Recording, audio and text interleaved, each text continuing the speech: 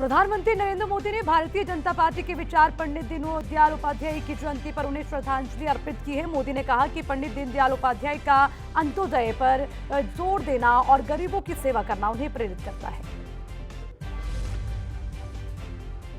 मन की बात के 93वें एपिसोड में प्रधानमंत्री नरेंद्र मोदी ने एक बार फिर से मन की बात कार्यक्रम के जरिए लोगों तक अपनी बात पहुंचाई। इस कार्यक्रम में पीएम मोदी ने कहा कि चीतों की वापसी से देश में खुशी है। इस दौरान पीएम ने लोगों से चीतों के नामकरण को लेकर भी सुझाव मांगा। इसके साथ ही पीएम ने 28 सितंबर को शहीद भगत सिंह को याद करने का आह्वान किया। उन्होंने कहा कि हर युवा भगत सिंह को याद करे। साथ ही पीएम ने चंडीगढ़ एयरपोर्ट का नाम भगत सिंह के नाम पर करने की बात कही। पीएम नरेंद्र मोदी 27 सितंबर को जापान की यात्रा पर जाएंगे। बताया जा रहा है कि पीएम मोदी जापान के पूर्व पीएम शिंजो आबे के राजकीय अंतिम संस्कार में हिस्सा लेंगे। बता दें कि जापान के सबसे अधिक समय तक प्रधानमंत्री रहने वाले शिंजो आबे की 8 जुलाई को पश्चिमी इलाके में चुनावी कार्यक्रम के दौरान एक हमलावर ने गोली मारकर हत्या कर दी थी। हिमाचल में लगातार हो रही बारिश के चलते पीएम मोदी का शनिवार का दौरा रद्द हो गया, जिसके बाद पीएम मोदी ने वर्चुअल माध्यम से मंडी के पडल मैदान में आयोजित युवा विजय संकल्प रैली को संबोधित किया। पीएम ने युवाओं को संबोधित करते हुए कहा कि हिमाचल ने हमेशा देश का नाम ऊंचा किया। पीएम ने कहा कि आजादी के आंदोलन में हिमाचल की बड़ी भूमिका रही। इस दौरान पीएम ने कहा कि हिमाचल के युवा हमेशा से कमाल करते आए हैं। फिल्म कला समेत हर क्षेत्र में हिमाचल के युवा आगे हैं। मिलीजुली सरकारों ने देश का नुकसान किया। वहीं पीएम मोदी ने कहा कि अस्थिर सरकारों से देश आगे नहीं बढ़ पाया, लेकिन अब देश में स्थिर सरकार है। उत्तर प्रदेश और उत्तराखंड की तरह हिमाचल की जनता ने स्थिर सरकार का प्रण ले लिया है। बारिश ने बेशक प्रधानमंत्री नरेंद्र मोदी का मंडी आने का रास्ता रोक दिया हो, लेकिन उन्होंने वर्चुअल माध्यम से रैली को संबोधित करते हुए देवभूमि के युवाओं से भावुक संवाद किया। रैली के अंत में पीएम मोदी ने कहा कि उनके और हिमाचल के बीच लगाव के रास्ते में ना तो मौसम आ सकता है और ना ही कोई और मुसीबत बाधा बन सकती है। उन्होंने जल्द ही हिमाचल आने की बात कही। केंद्रीय गृह मंत्री अमित शाह 2 दिवसीय बिहार के दौरे पर रहे। इस दौरान गृह मंत्री ने बिहार के किशनगंज में बूढ़ी काली मंदिर में पूजा अर्चना की। इस दौरान उनके साथ बीजेपी के प्रदेश अध्यक्ष संजय जायसवाल समेत अन्य नेता भी मौजूद रहे। बता दें कि इसके बाद अमित शाह बीओपी फतेहपुर का भी दौरा करेंगे और बीओपी में भवनों का उद्घाटन किया जाएगा। साथ ही Amit Shah BSF, SSB, ITBP अधिकारियों के साथ सीमा सुरक्षा पर बैठक की। बता दें कि बिहार में महागठबंधन की सरकार बनने के बाद पहली बार केंद्रीय गृह मंत्री अमित शाह शनिवार को बिहार के सीमांचल पहुंचे, जहां पर उन्होंने पूर्णिया की जनसभा को संबोधित किया। अमित शाह ने जनसभा को संबोधित करते हुए केंद्र की मोदी सरकार की नीतियों की सराहना की। इस दौरान अमित शाह ने नीतीश कुमार पर भी जमकर निशाना साधा। उन्होंने कहा कि नीतीश कुमार कोई राजनीतिक विचारधारा के पक्षधर नहीं है, बल्कि नीतीश कुमार की एक ही नीति है, उनकी कुर्सी सलामत रहनी चाहिए। वो आरजेडी छोड़कर बीजेपी के साथ भी आ सकते हैं। शाह ने नीतीश कुमार को घेरते हुए कहा कि नीतीश कुमार ने 2014 में भी यही किया था। वे ना घर के रखे ना घाट के। उन्होंने कहा लोकसभा चुनाव में अब की बार इस जोड़ी का बिहार की जनता सुपड़ा साफ कर देगी। यहां बीजेपी पूर्ण बहुमत की सरकार बनाएगी। विदेश मंत्री एस जयशंकर इन दिनों न्यूयॉर्क दौरे पर हैं। शनिवार को ही एस जयशंकर ने संयुक्त राष्ट्र महासभा को संबोधित किया। इस दौरान विदेश मंत्री ने कहा कि आजादी के 75वें वर्ष में भारत दुनिया की 5वीं सबसे बड़ी अर्थव्यवस्था के रूप में विश्व के सामने गर्व से खड़ा है। एस जयशंकर ने अपने संबोधन में आगे ये भी कहा कि भारत में डिजिटल टेक्नोलॉजी की मदद से 80 करोड़ लोगों को खाद्य सुरक्षा के तहत राशन उपलब्ध कराया जा चुका है और 2047 तक भारत में एक विकसित देश बनाने का लक्ष्य रखा है। इसके अलावा हमारा टारगेट देश के दूर दराज गाँव और कस्बों को डिजिटाइज करने के लिए हम तेजी से काम कर रहे हैं। भारतीय विदेश मंत्री एस जयशंकर ने शनिवार को संयुक्त राष्ट्र सुरक्षा परिषद के महासचिव एंटोनियो गुटेरेस से मुलाकात की। बताया ये भी जा रहा है कि इस मुलाकात के दौरान रूस यूक्रेन के युद्ध सहित वैश्विक चुनौतियों पर चर्चा की गई। इसके अलावा विदेश मंत्री ने यूएन में आतंकवाद के मसले पर चीन और पाकिस्तान को फटकार लगाते हुए कहा, संयुक्त राष्ट्र में घोषित आतंकवादियों का बचाव करने वाले देश ना तो अपने हित और ना ही अपनी प्रतिष्ठा को ध्यान में रख रहे हैं।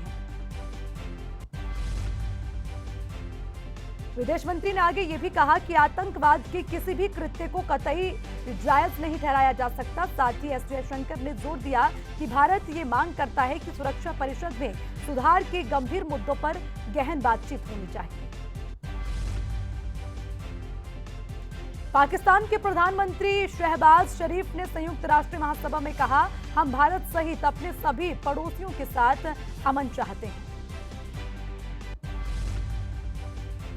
उधर पीएफआई को लेकर ईडी के खुलासे में चौंकाने वाली बातें सामने आई। बता दें कि ईडी ने खुलासा किया है कि पीएफआई संगठन ने 2 महीने पहले रैली के दौरान पीएम नरेंद्र मोदी को मारने की साजिश रची थी। हालांकि उनकी साजिश को नाकाम कर दिया गया था। इसी के साथ पीएफआई संगठन 2047 तक देश को इस्लामिक राष्ट्र बनाने की प्लानिंग कर रहा था। बता दें कि पीएफआई ओबीसी में आने वाले हिंदुओं को भी आरएसएस के खिलाफ खड़ा करने की योजना तैयार कर रहा था। लंबे इंतजार और काफी जद्दोजहद के बाद कांग्रेस अध्यक्ष पद के चुनाव के लिए 24 सितंबर से नामांकन शुरू हो गया है। इस पद के लिए जिस नाम की सबसे ज्यादा चर्चा हो रही है वो राजस्थान के मुख्यमंत्री अशोक गहलोत का है, जो कि आने वाले दिनों में नामांकन दाखिल करेंगे। पंजाब विधानसभा चुनाव जीतने के बाद आम आदमी पार्टी अब गुजरात विधानसभा चुनाव के लिए हुंकार भर रही है, जिसके लिए दिल्ली के मुख्यमंत्री अरविंद केजरीवाल समेत कई आप के नेता लगातार गुजरात का दौरा कर रहे हैं।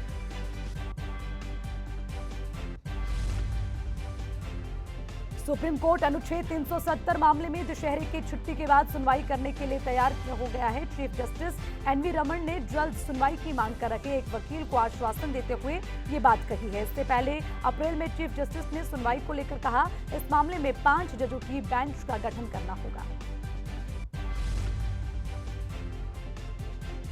तो वहीं दिल्ली एम्स के नए डायरेक्टर के रूप में डॉक्टर एम श्रीनिवास की नियुक्ति हुई है। डॉक्टर एम श्रीनिवास ईएसआई अस्पताल हैदराबाद के डीन के रूप में सेवा दे रहे थे। डॉक्टर रणदीप गुलेरिया का कार्यकाल शुक्रवार 23 सितंबर को खत्म हो गया, जिसके बाद नए डायरेक्टर की नियुक्ति की घोषणा की गई। डॉक्टर रणदीप गुलेरिया ने 28 मार्च 2017 को दिल्ली के एम्स के डायरेक्टर के रूप में कार्यभार संभाल लिया था। इसके बाद इनके कार्यकाल का 2 बार विस्तार कर दिया गया था, जो कि शुक्रवार को खत्म हो गया है। डॉक्टर एम श्रीनिवास की गिनती देश के बड़े डॉक्टरों में की जाती है। दिल्ली एनसीआर में 2 दिन से बारिश का दौर जारी है। बारिश को देखते हुए गुरुग्राम, फरीदाबाद में ऑफिस बंद रखने और वहीं वर्क फ्रॉम होम की एडवाइजरी जारी कर दी गई। तो गुरुग्राम, नोएडा, गाजियाबाद समेत कई जगहों पर स्कूल, कॉलेज बंद रखने के आदेश जारी कर दिए गए। दिल्ली में भारी बारिश के चलते भारत मौसम विज्ञान विभाग ने येलो अलर्ट जारी कर दिया। भारी बारिश के बारे में लोगों को आगाह किया गया, जिसमें विजिबिलिटी कम होने, यातायात बाधित होने और कच्ची सड़कों को नुकसान हो सकता है, इसकी जानकारी दी गई। इस साल 26 सितंबर से शारदीय नवरात्रि शुरू हो रही है, जो कि 5 सितंबर को विजयदशमी पर खत्म हो जाएगी। बता दें, नवरात्रि में 9 दिनों तक देवी के अलग अलग रूपों की पूजा की जाती है। देश में कोरोना मामलों में लगातार उतार चढ़ाव का दौर जारी है। इसी को लेकर बीते दिनों कोरोना के मामलों में गिरावट देखने को मिली है। बता दें, बीते 24 घंटों में कोरोना के 4,777 नए मामले सामने आए, जिसके बाद मौजूदा एक्टिव केसों की संख्या 43,994 हो गई। लंबे समय के इंतजार के बाद 1 अक्टूबर को देश में 5G सर्विस लॉन्च कर दी जाएगी। बता दें कि प्रधानमंत्री नरेंद्र मोदी 1 अक्टूबर को इंडिया मोबाइल कांग्रेस में 5G सेवाएं लॉन्च करेंगे। तो वहीं सीएम मनोहर लाल ने भारत के पूर्व प्रधानमंत्री, हरियाणा के पूर्व मुख्यमंत्री और किसान और मजदूरों के हितैषी चौधरी देवीलाल जी को उनकी जयंती पर श्रद्धांजलि दी। सीएम ने अपनी ट्वीट में लिखा कि आधुनिक हरियाणा के निर्माण में उनके अमूल्य और अमर योगदान को हमेशा याद किया जाएगा। मुख्यमंत्री मनोहर लाल आज पानीपत रोहतक दौरे पर हैं और इसी को लेकर सीएम ने पानीपत पहुंचकर गुरुद्वारा साहिब श्री पहली पातशाही में पहुंचकर माथा टेका। मुख्यमंत्री मनोहर लाल शनिवार देर शाम करनाल पहुंचे। इस दौरान सीएम ने चौड़ा बाजार के गुरुद्वारा में माथा टेका और फिर शिव मंदिर में भी दर्शन किए। वहीं मीडिया से बात करते हुए सीएम ने कहा, प्रदेश में हुई बारिश से किसानों की खराब हुई फसलों की स्पेशल गिरदावरी होगी। तो वहीं सीएम ने आगे ये भी कहा कि बरसात के चलते किसानों का जितना भी नुकसान हुआ उसे पॉलिसी के अनुसार किसानों को उनकी खराब फसलों का मुआवजा दिया जाएगा। बता दें कि प्रदेश की अनाज मंडियों में 1 अक्टूबर से होगी धान की खरीद शुरू, जिसके लिए सीएम ने किसानों से की अपील मंडियों में अपनी फसल को सुखाकर लाएं। साथ ही प्रदेश भर में आड़तियों की हड़ताल पर सीएम ने कहा कि हमें उन्हें आश्वासन दिया है कि केंद्र सरकार को पत्र लिखकर उनकी मांगों के बारे में बताया जाएगा। कैथल के सेक्टर 20 में उप मुख्यमंत्री दुष्यंत चौटाला ने ताऊ देवीलाल की 11.25 फीट ऊंची प्रतिमा का अनावरण किया। इस मौके पर डॉक्टर अजय चौटाला, देवेंद्र बबली, विधायक ईश्वर सिंह उनके साथ मौजूद रहे। हरियाणा में खरीफ फसलों की खरीद 1 अक्टूबर से शुरू होगी। मुख्यमंत्री मनोहर लाल ने खरीद प्रक्रिया की तैयारियों को लेकर आला अधिकारियों के साथ बैठक की, जिसमें खरीफ फसलों की खरीद को लेकर फैसला किया गया। मनोहर लाल सरकार पानीपत की बाबरपुर मंडी इलाके का नाम बदलने जा रही है। नेशनल हाईवे के किनारे बसे इस इलाके की आबादी करीब 7,000 है। बहुत जल्द ही इसकी जगह का नाम बदलकर नानकपुर हो जाएगा। तो वहीं कैथल में नियम साहिब गुरुद्वारे में शनिवार को हरियाणा से गुरुद्वारा प्रबंधक कमेटी के सदस्यों की एक अहम मीटिंग हुई। मीटिंग की अध्यक्षता सरदार अमरिंदर सिंह ने की, जिसमें 26 सदस्यों ने मौके पर और बाकी 7 अन्य सदस्यों ने वीडियो कॉल से मीटिंग में हिस्सा लिया। बता दें कि इस मीटिंग में सरदार जगदीश सिंह झिंडा को प्रधान पद के लिए नियुक्त करते हुए बलजीत सिंह दादूवाल को अध्यक्ष पद से हटा दिया गया।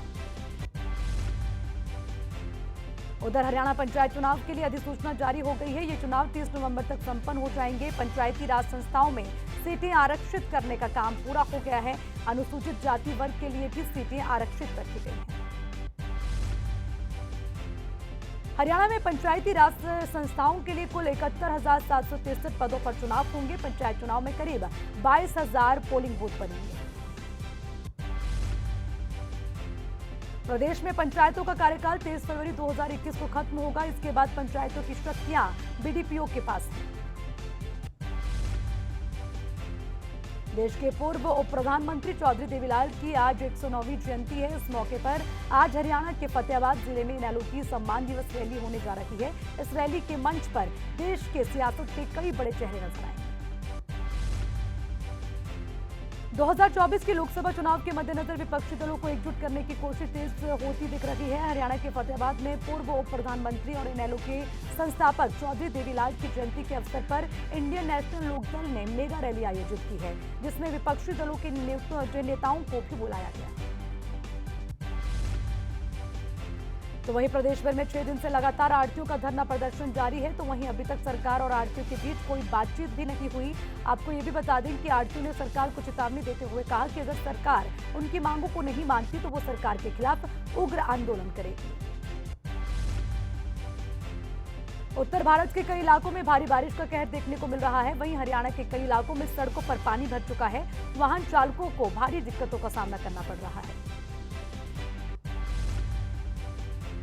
भारी बारिश की वजह से किसानों की धान की फसल को नुकसान पहुंचा। दूसरी तरफ मंडियों में फसलों के खराब होने की खबर सामने आ रही है। फसलों के लिए उचित इंतजाम न होने की वजह से मंडियों में फसल भीग रही है। कुरुक्षेत्र में किसानों और प्रशासन की बातचीत के बाद जीटी रोड से जाम को खोल दिया गया। फसल खरीदी की मांग को लेकर किसानों ने शाहबाद में जीटी रोड पर जाम लगा दिया था। भाजपा के आह्वान पर किसानों ने दिल्ली अमृतसर नेशनल हाईवे पर जाम लगाया था।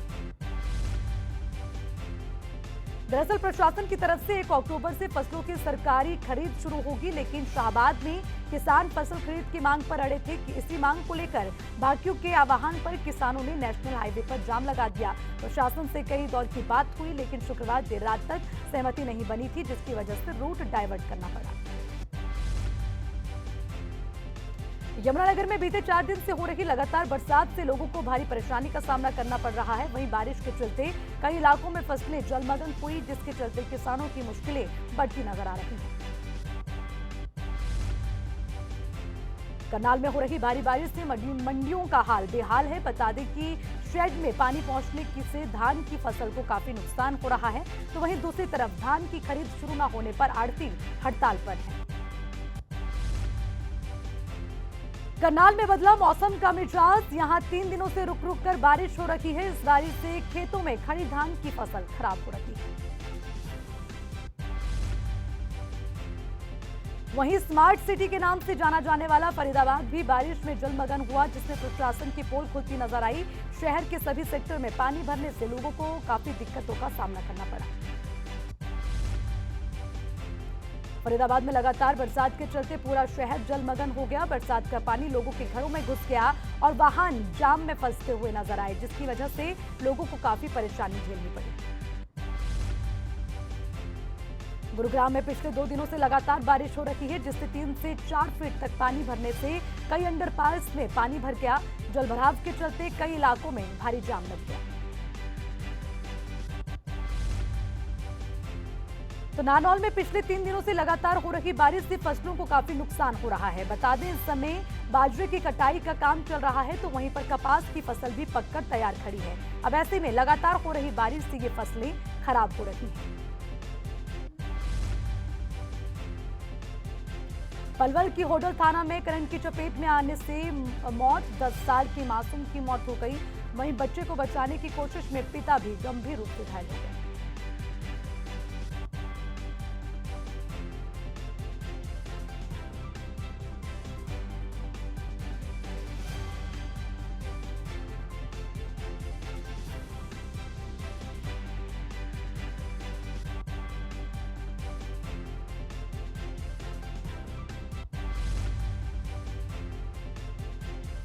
जिसके बाद पुलिस ने मौके पर पहुंचकर ढाबा मालिक सहित 3 लोगों को लापरवाही बरतने के केस दर्ज करते हुए मामले में आगे की जांच शुरू कर दी।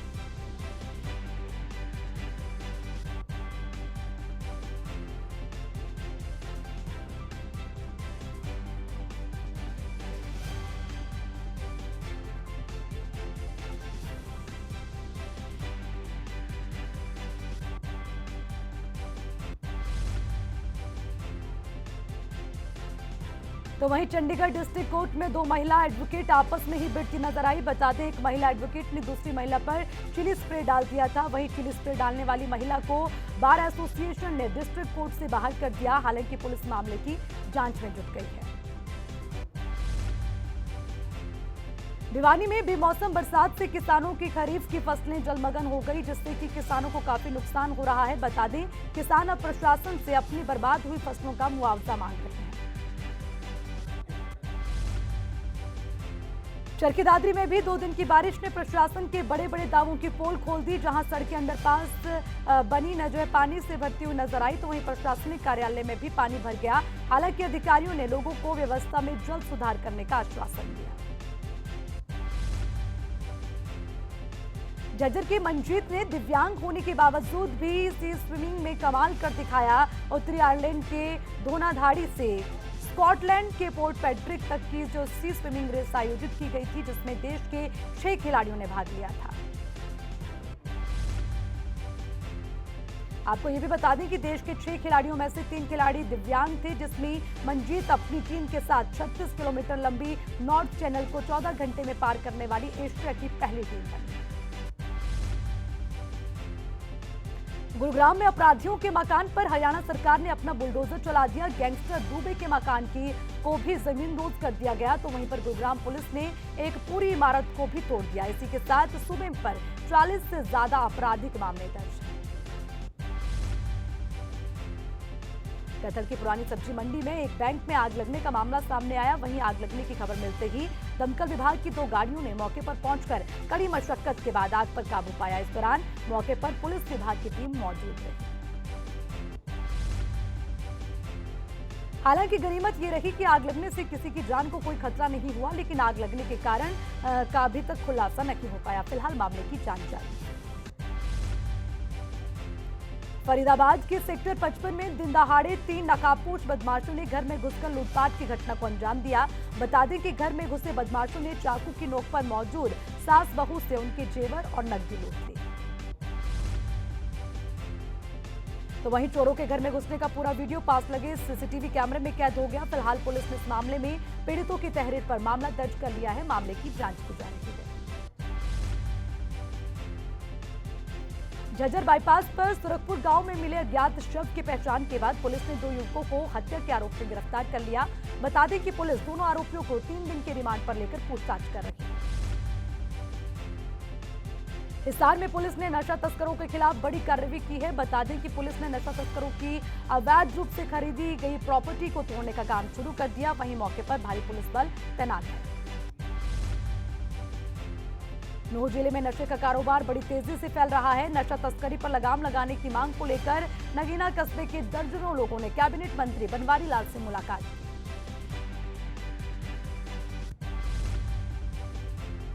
झज्जर के 20 वर्षीय युवक ने फांसी लगाकर आत्महत्या कर दी। हालांकि फांसी लगाने के कारणों पर अभी कुछ खुलासा नहीं हो पाया। वहीं मौके पर पहुंची पुलिस ने शव को कब्जे में लेकर पोस्टमार्टम के लिए भेज दिया। अंबाला में रामलीला का मंचन 26 सितंबर से शुरू होने जा रहा है, जिसके चलते रामलीला मैदान में तैयारियां जोरों शोरों पर चल रही है। रामलीला मंचन को लेकर कलाकारों में पूरा जोश है। ये भी बता दें कि अंबाला में दर्जनों जगह रामलीला मंचन का आयोजन किया जाता है। मवेशियों में फैल रहे लंपी वायरस का खतरा अभी बना हुआ है। प्रशासन भले ही जिले के पीड़ित पशुओं का इलाज करने की बात कह रही हो, लेकिन स्थिति अभी भी अंडर कंट्रोल के बाहर है। लेकिन अकेले रेवाड़ी शहर के गौरक्षक दल की टीम के मुताबिक रोजाना 10 से 12 केस सामने आ रहे हैं। वहीं आउटसोर्सिंग पॉलिसी पर 28 सितंबर को जयराम कैबिनेट में फैसला होगा। संसदीय कार्य और कानून मंत्री सुरेश भारद्वाज ने कहा कि 27 सितंबर को आउटसोर्स कमेटी की बैठक होगी। इस बैठक में अंतिम ड्राफ्ट तैयार होगा। उसके बाद 28 सितंबर को कैबिनेट में इस मुद्दे पर बातचीत होगी। हिमाचल प्रदेश विधानसभा चुनाव से पहले 3 दिवसीय दौरे पर पहुंचे केंद्रीय चुनाव आयोग की टीम ने शिमला में सभी पार्टियों के प्रतिनिधियों के साथ बैठक की, जिसमें राजनीतिक दलों ने आयोग की टीम को सुझाव देते हुए जल्द और पारदर्शिता के साथ चुनाव कराने की अपील की। बता दें कि शुक्रवार को राजनीतिक दलों के साथ बैठक के बाद चुनाव आयोग पुलिस नोडल अधिकारियों के साथ बैठक करने के अलावा मुख्य सचिव और पुलिस महानिदेशक के साथ बैठक करेंगे। हरियाणा की मशहूर डांसर सपना चौधरी एक लीगल केस की वजह से चर्चाओं में है। बता दें कि कोर्ट में सरेंडर के 3 दिन बाद सपना ने सोशल मीडिया पर एक पोस्ट शेयर की है। इस पोस्ट के कैप्शन में सपना ने लिखा कि वक्त फंसा सकता है, लेकिन वे परेशान नहीं है। हालातों से जो हार मान जाए, मैं वो इंसान नहीं हूं। बॉलीवुड की ding dong girl Madhuri Dixit की फिल्म मजा मार का ट्रेलर रिलीज हो गया है। फिल्म में माधुरी दीक्षित लीड रोल में नजर आएंगी। वहीं फिल्म 6 अक्टूबर को अमेज़न प्राइम वीडियो पर रिलीज की जाएगी। बॉलीवुड एक्ट्रेस बिपाशा बासु बहुत जल्द मां बनने वाली है, जिसको लेकर बिपाशा बासु और उनके पति करण सिंह ग्रोवर बेहद एक्साइटेड नजर आ रहे हैं। बता दें कि हाल ही में बिपाशा बासु की बेबी शावर फोटो भी जो है सामने आई थी, जिसकी तस्वीरें सोशल मीडिया पर वायरल हो रही हैं। सुकेश चंद्रशेखर के मनी लॉन्ड्रिंग केस में फंसी जैकलीन की मुश्किलें बढ़ती जा रही है। बता दें कि दिल्ली पुलिस ने जैकलीन के डिजाइनर से पूछताछ की। जैकलीन की डिजाइनर से दिल्ली पुलिस ने लगभग 7 घंटे पूछताछ की। वहीं 7 घंटे की पूछताछ में पुलिस ने डिजाइनर से जैकलीन और सुकेश के रिश्ते को लेकर कई अहम सवाल किए। आमिर की बेटी इरा खान अब रिश्ते में बंध गई हैं। बता दें कि इसने अपने बॉयफ्रेंड नूपुर शेखर से सगाई कर ली है। इसकी जानकारी खुद अपने सोशल मीडिया अकाउंट पर पोस्ट की गई थी। वहीं पर आयरा को बॉलीवुड की सभी सेलिब्रिटी बधाई दे रही हैं। बॉलीवुड एक्ट्रेस शिल्पा शेट्टी के पति businessman Raj Kundra controversial show big boss 16 में नजर आ सकते हैं। ये भी बता दें कि कुंद्रा ने बिग बॉस का हिस्सा बनने के लिए मेकर से 30 करोड़ रुपए की मांग की है। एक्ट्रेस तनुश्री दत्ता ने बॉलीवुड माफियाओं पर जान से मारने का आरोप लगाया है। एक्ट्रेस ने कहा कि मी टू मूवमेंट पर खुलकर बात करने के बाद से ही बॉलीवुड माफिया उनके पीछे पड़ गए।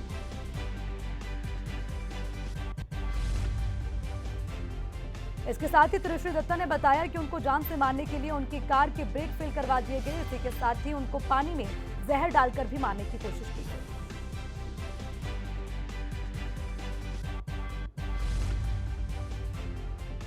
टेनिस के ऑल टाइम ग्रेट खिलाड़ियों में से एक रोजर फेडरर ने शुक्रवार को कोर्ट को अलविदा कह दिया था। ये भी आपको बता दें कि रोजर फेडरर ने पहले ही घोषणा अनुसार अपना आखिरी इंटरनेशनल मुकाबला खेला, हालांकि वे इस मैच में हार गए। तो आखिरी मुकाबला हारने के बाद रोजर फेडरर कोर्ट में ही भावुक हो गए और रोते हुए बोले, मैं दुखी नहीं खुश हूं। बता दें कि फेडरर ने टेनिस कोर्ट के बीच में खड़े में होकर अपने दोनों हाथ ऊपर उठाए और फैंस का अभिवादन किया। तो आईपीएल के अगले सीजन को लेकर बीसीसीआई ने अपनी तैयारी तेज कर दी है। बीसीसीआई 16 दिसंबर को नीलामी का आयोजन करवा सकती है। हालांकि बीसीसीआई ने अभी तक इस बारे में कोई आधिकारिक ऐलान नहीं किया है। तो आईपीएल के 16वें सीजन का आयोजन मार्च के आखिरी हफ्ते में किया जाएगा। बीसीसीआई अध्यक्ष सौरभ गांगुली ने पहले ही साफ कर दिया कि इस बार पुराने फॉर्मेट के तहत ही आईपीएल का आयोजन होगा। तो भारत और ऑस्ट्रेलिया की टीम एक बार फिर हैदराबाद के राजीव गांधी इंटरनेशनल स्टेडियम में आमने सामने होगी। बता दें कि तीनों मैचों की T20 सीरीज का ये आखिरी मुकाबला शाम 7 बजे शुरू होगा। तो सीरीज में दोनों टीमें फिलहाल 1-1 से बराबर हैं। ऐसे में हैदराबाद में होने वाले इस मुकाबले में नतीजे से ही सीरीज का विजेता घोषित होगा। वहीं सीरीज का पहला मुकाबला भारतीय टीम ने गंवा दिया था। मोहाली में भारतीय टीम 208 रन के स्कोर को नहीं बचा पाई थी। हालांकि दूसरे मुकाबले में टीम इंडिया ने वापसी की और सीरीज को 1-1 से बराबर कर दिया।